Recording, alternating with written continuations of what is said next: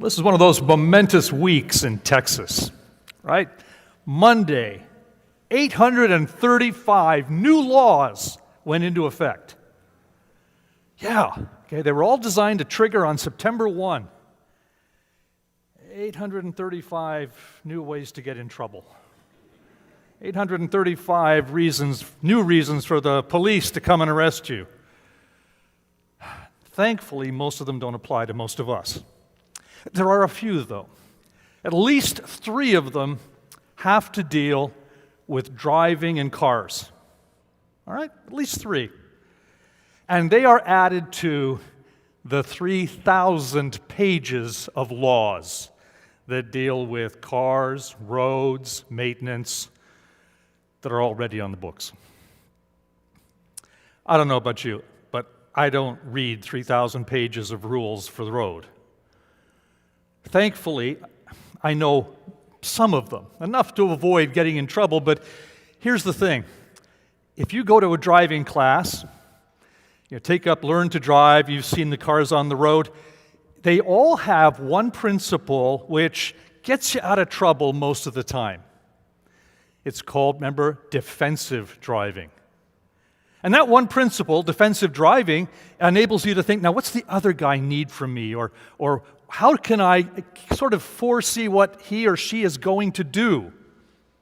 Okay, and so we treat the roads carefully. Like, for example, when I come to a 4-way stop and somebody else is coming, I'm thinking, okay, am I going to be able to stop first, which means I go next?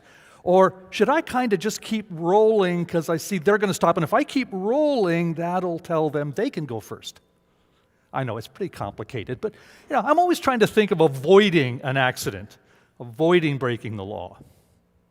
Okay? Well,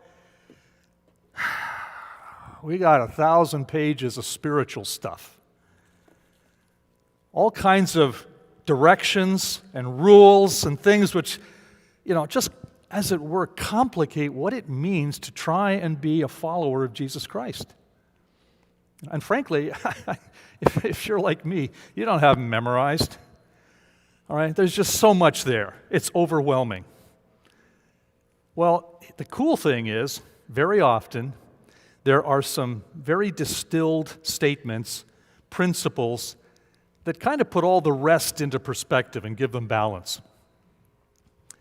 So, today, we're going to look at one of those principles from Jesus himself. Now, since last May, I went back and checked. Last May, we started a series on the Sermon on the Mount. And we basically said in this sermon, Jesus is onboarding his disciples to what it means to be his follower in the kingdom. All right? And he gives us 8 beatitudes, 8 principles of blessed are you when. Okay? Sort of like, here's what you should be like, because there's going to be benefit for it. All right. But then he ends that section by saying, you know something? Your lives have to be more excellent than a Pharisee's. I'm kind of going, what? Yeah. Then he moves into the next section. And he gives us 6 examples of where the Pharisees missed it. He starts out by saying, you've heard it said, but let me tell you what's really going on. See, 6 places where they focused more on Bible study than on compassion. Okay? And then he moves on. And he gives them 3 areas where he says, in fact, they have focused more on pious performance than on genuine attitude, compassion. Okay? They've missed it too. Now, as if that's not enough, today he's going to come to a section where he's already told them, here's how to be what I want you to be. Here's a principle that you should have in mind as you're thinking about onboarding and following me into this kingdom living and experience. We're going to discover in 3 moves. There's a passage which has, as it were, 3 distinct paragraphs. We know they're distinct because in Greek, if you're reading it, every sentence has to begin with a conjunction. It's not English, so they always start with and or but. But these 3 paragraphs, there's no conjunction. You kind of go right into it, which tell us there are 3 thoughts. But when you look at all 3, you're going to discover that actually they accumulate into one principle. And it kind of summarizes a lot of what Jesus is onboarding us to do, to think, how we should be approaching following him. So with that in mind, I'd like you to turn to Matthew chapter 6.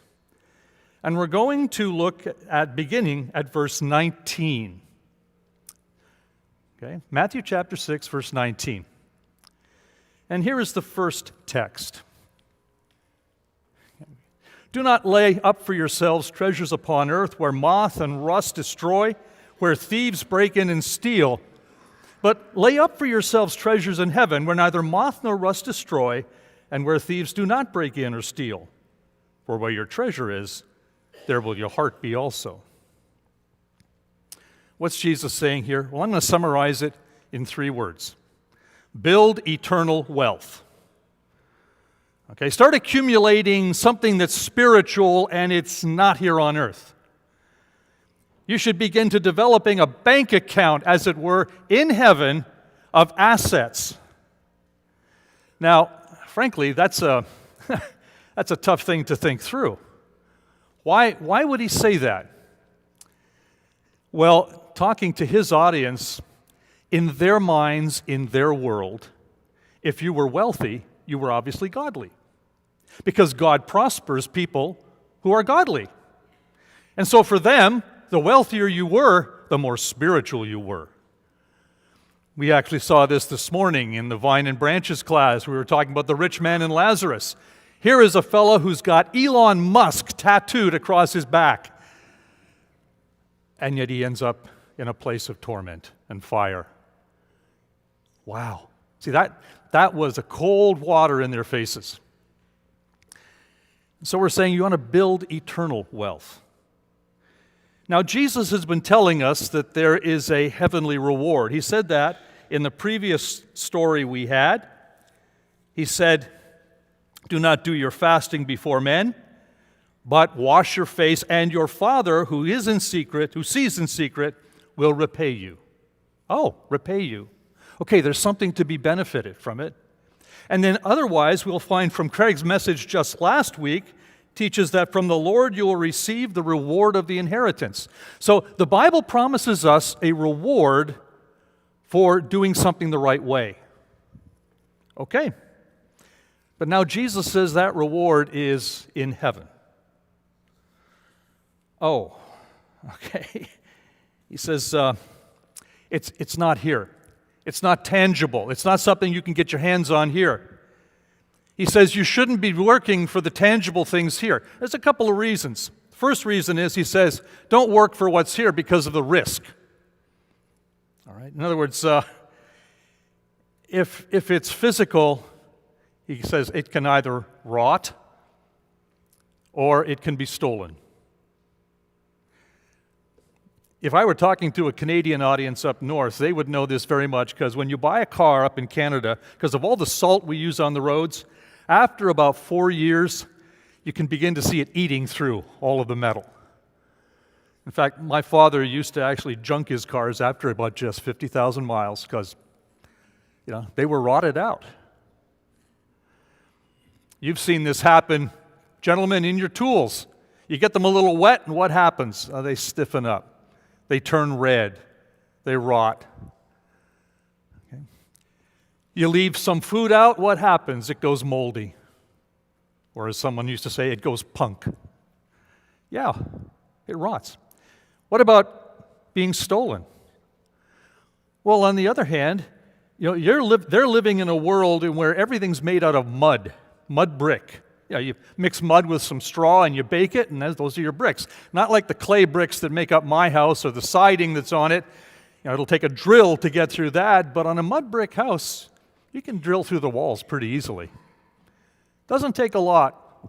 So often people would, dig a hole in the floor, put their money there, keep it safe.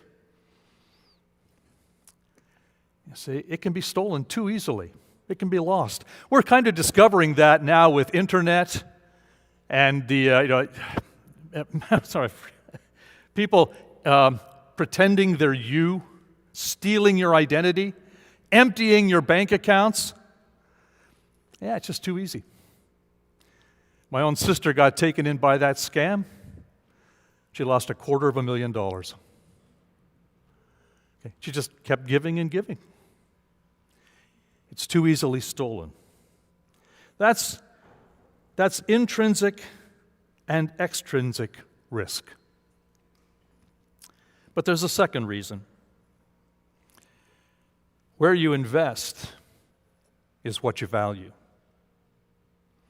If you're going to focus on building up tangible assets, you're telling everyone, that's all I care about. If you focus on the size of your bank account, it says you're really concerned about money. If you focus on the size of your house, you really want a status symbol. If you focus on the quality of your car, that means that's what you value. Everything you do telegraphs your value system. He says that's not what you should be valuing. Remember those Beatitudes? They were all qualities of life. They weren't about you're blessed if you have. And so Jesus calls us to be building eternal wealth, not tangible assets. Well, that's the first move here. And by the way, that's the only command in this section. So clearly, that's what he wants to focus on. But then he moves to a second section. And he says this: the lamp of the body is the eye. If therefore your eye is clear, your whole body will be full of light. But if your eye is bad, your whole body will be full of darkness. If therefore the light that is in you is darkness, how great is that darkness? I think he's moving to add something to building eternal wealth. And here's what I think he's saying: build eternal wealth with clear vision. In other words, have your spiritual glasses on so that everything's in focus for you. Because he's saying how you see illuminates so that you can do. He commends vision that is clear, that is good. The word is actually the sense of healthy. No cataracts. It's good vision. He says that's what you need. And he says that brings light. I get up during the night, and I've taken to keeping a small flashlight with me. Why?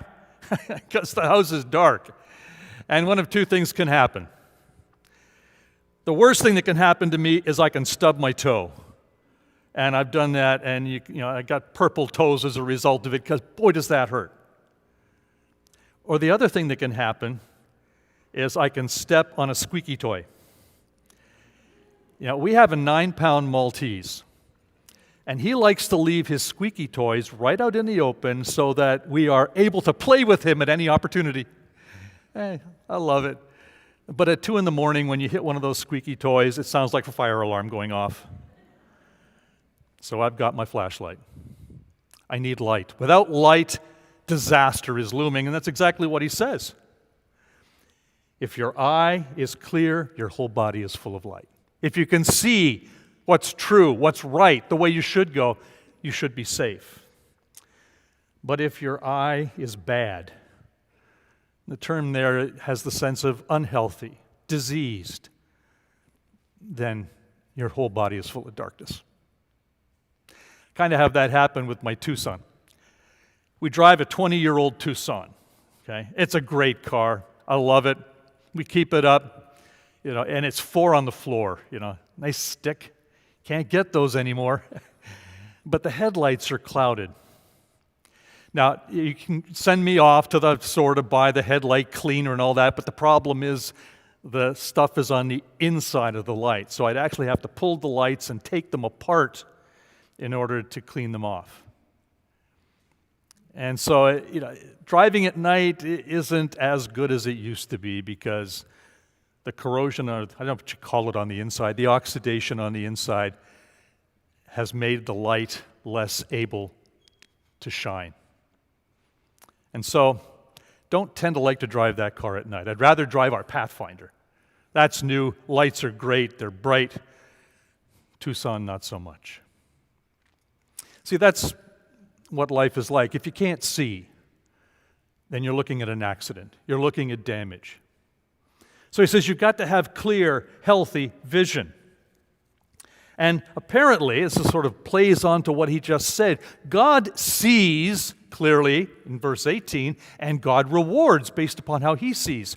So what we're looking at here is we need to build eternal wealth with clear vision, sort of like God's. We need to see things from God's perspective.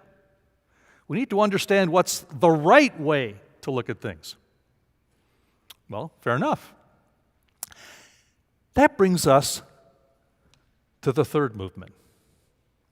And I think the third movement is the kicker, the punchline.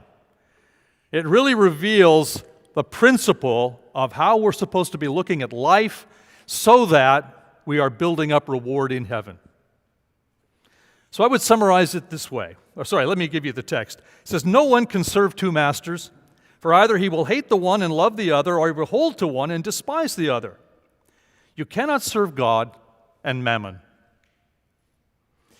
Let me suggest this is the point. Build eternal wealth with clear vision to always trust God, not your assets. That's a long lesson, but it kind of pulls it all together. Build eternal wealth with clear vision to always trust God, not your assets. And he starts with an assumption. Separate loyalties are going to compete with each other. Oh, they may not seem to for a while, but sooner or later there's going to come an issue of, I got to choose one over the other. Back when I was in college, in the summertime, I had a job through the year that was working for one part of the city I was in, and I had another job that worked for another part of the city during the day. And there were a couple of times where the superintendent for my day job would come around and say, "Hey, I need some overtime, guys. Can you put it in?" And I'd have to say to him, "I'm sorry, I got another job to go to." I would have loved the overtime because it was time and a half. But I went back to my other job where I was just paid for time. They competed. And I decided that, I couldn't tell the other job I couldn't be there because I was the only employee. So consequently, it was one or the other. Jesus says that's going to happen spiritually to you. You cannot serve God and somebody else. So God is the one authority. Okay. Can you serve God? And then there's a second authority here. The other authority, I'm going to say it's you. You're the other loyalty. Now, here's what he says. He says the competing authority is mammon. Now, a lot of translations, giving you a kind of a list up there, they are translated as wealth or money. That works. That's fine. That's an easy way out for a translator. But mammon is what we call a transliteration. A transliteration is when you take the letters of your language and you use them to spell out a word in another language. Okay, so for example, we used to call the capital of the Republic of China Peking, but that's not how it's really pronounced in China. So in order to honor them, we've changed the way we pronounce it now to Beijing. Okay. That's a transliteration. We've done it with a few other things that we don't think about. So for example, when you wear pajamas, you realize that's a transliteration of an Urdu word for floppy pants. Okay? Because people didn't wear those things to bed. So when you wear pajamas, you're actually speaking Urdu. Okay? We have transliterated the word. Well, mammon comes from Aramaic. Okay? And when they wrote it in the New Testament, which is Greek, they didn't put money. That would have been easy. They put mammon. And then when our translators come along, like the King James Version, and they translated it to English, they didn't translate Greek money or anything, they just did mammon. Why? Well, very often we transliterate because something in that language, the word has a connotation or a feel to it that we can't quite capture in our language. See, mammon can mean money. And sometimes it's used explicitly of money, but I think Jesus has more in mind here. See, mammon means a pack. In fact, it's explicitly used of what you put on a camel. That is mammon. Okay? Yeah. Okay? That's everything that needs to be transported by the camel. All right? Wow. So I think when Jesus is using this word, he's kind of got this concept in mind. Now, we don't have camels. We don't pack things up like this, but let me suggest the analogy to you. If Jesus were speaking to us, he said, you cannot trust God and your spiritual go bag. Okay, you all know what a go bag is? Okay, now a go bag is that small backpack you've got that's got everything you'll need in an emergency. Okay, you got a flashlight? Sure.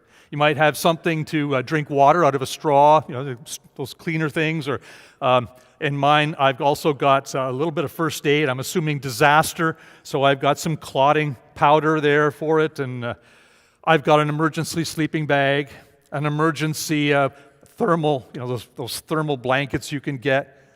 They're sort of more like, not cellophane, more like tin foil. Yeah.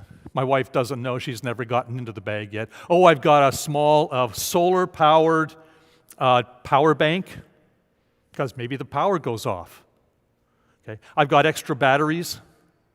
Everything I might need in an emergency. If you go backpacking, what do you put in the backpack? Well, you'll put in water. You'll put in the food, energy bars. Okay. You'll put in your sleeping bag. You'll put in an extra pair of dry socks. Okay. All the things you might need on the hike. You all have some kind of spiritual go bag. Things that you're carrying with you that you put a lot of confidence in. It might be the bank account you've got. You got it squirreled away, phew. And don't they tell us you should have enough money in your bank account and they give us a number or a percentage of your salary, your income, your expenses. Okay? That could be a spiritual go bag. I'm ready for any emergency. In retirement, maybe it's your pension. Maybe it's how big your 401k is. That's financial mammon if that's what you're trusting in to get you through. It could be your job. It could be the title you have. I'm director. It could be the skill you have. Maybe it's your name. There's some names in the area of Dallas that are powerful names. Names like Murkison. Clint founded the Dallas Cowboys. Murkisons are in business. The Trammels. Okay, the Hunts. Maybe it's a powerful name or reputation you've got. Maybe it's the house you own. Wow. Okay, we're safe. We've got it. In fact, we can sell this home for so much money, and that'll make sure that we survive. You have a lot of stuff in a spiritual go bag, things you can trust in. Jesus says you cannot serve God and everything in your spiritual go bag. You've got to be able to say to God, hey, I don't have to trust the job. I'm trusting you. I'm trusting you to provide my daily bread through that job. If I lose that job, I know you'll find another way to provide what I need day by day.